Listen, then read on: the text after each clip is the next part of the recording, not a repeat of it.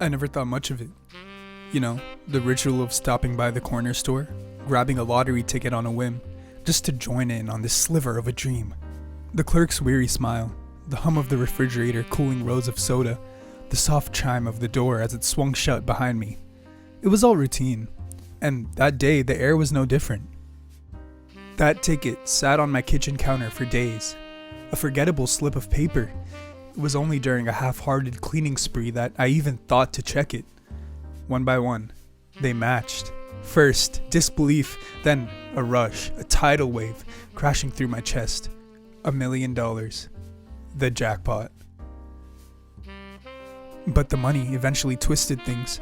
At first, the new suits and sleek cars felt like a celebration. And then came the late nights and smoke-filled lounges. Laughter drowned by the clink of expensive glasses. Nights beside Jeff Bezos, Elon Musk, Mr. Beast, Hawk Tuah, the Rizzler and Big Justice. I basked in the admiration of unfamiliar faces, the kind that cheered louder the more money I spent.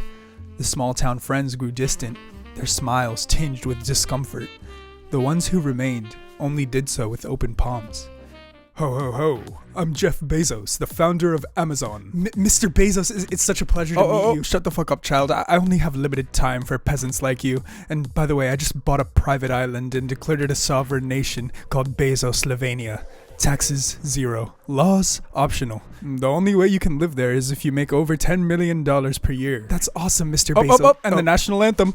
Take it away, Haley. Hawk to a spit on that thing. And Mr. Bezos. Yes, Jimmy. Don't forget to tell him that the national food is Mr. Beast Feastables. Oh yes. How could I have forgotten? I'm so sorry, Jimmy. The national food of Mr. Bezos, I'd like to give Bezos Slovenia 21 big boons. Everyone join in with me. Boom. What did I do to end up here? You know, I thought getting a huge amount of money would just be an automatic solution to all my problems, but I guess not. You know, growing up it was all money, money, money, but maybe there's more to happiness than just money. I became reckless, arrogant. The man who once counted coins for gas now tossed bills out without a thought. The wrong crowd welcomed me like kin, and I mistook their attention for loyalty. I lost the humility that once grounded me, trading it for bravado and indulgence. The hum of the refrigerator, the comfort of my old kitchen, those simple pleasures had faded beneath the gleam of a hollow life.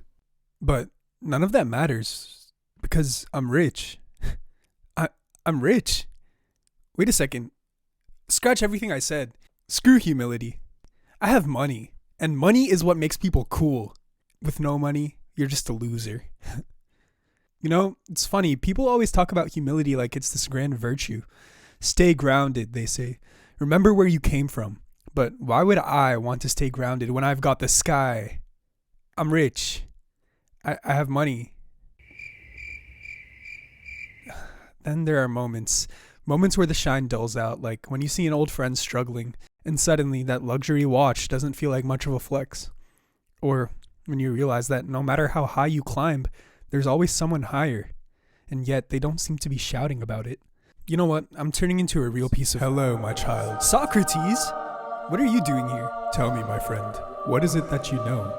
You say you are wise, but have you ever questioned the nature of your wisdom?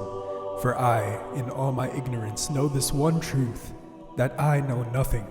And it is in this knowledge of my own ignorance that I am wiser than those who believe themselves wise. You know what, Socrates? You're right. I got way too ahead of myself with this whole money thing. Bro got ahead of himself. What? You know what? He was right. Humility isn't about denying your success. It's about recognizing that luck and circumstance walk hand in hand with effort.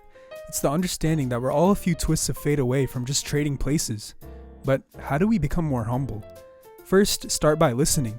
Truly listening. Not the kind where you wait for your turn to talk, but the kind where you lean into someone's experience, even if it doesn't align with yours. Reflect on your mistakes, not to dwell, but to learn. The Stoics believe that self-examination is the path to virtue. What better way to grow than to understand where you've stumbled? And gratitude? Gratitude. It's hard to remain arrogant when you realize how much of your life has been shaped by others. Every mentor, every friend, every moment of kindness, they're all a part of your story. So here I am. Still successful, sure, but now I'm learning to wear my humility like a well-tailored suit. Subtle but unmistakable, because in the end, After all that lottery money, the richest people aren't the ones with the most. They're the ones who understand just how little they truly are in the grand, intricate web of life. And that's something worth being proud of.